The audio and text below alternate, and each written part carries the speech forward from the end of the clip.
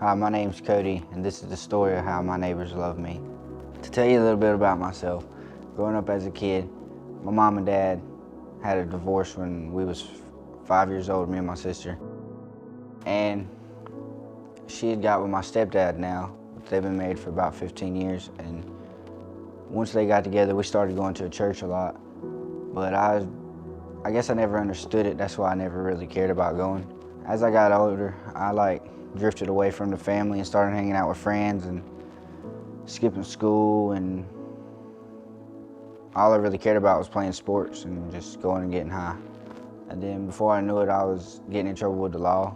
This last time I went to jail, I remember laying in there and I could hear somebody talking about God and Jesus and how they wanted to help us, and I just lay in the bed and listened to them.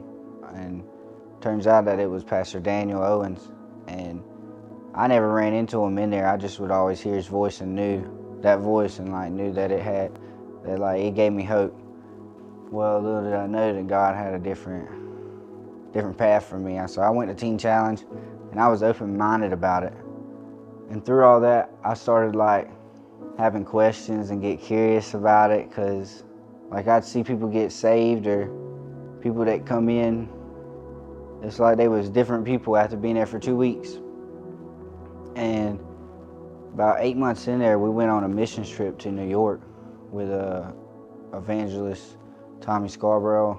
And while up there, we went to this place, and I remember being in there, and we was all worshiping and praying together, and everybody was getting prayed over, and I remember Tommy coming up to me, and as soon as he touched me, I just felt God just pour into me, and I had my encounter with God right then, and I remember him just saying, "Cody, you're healed."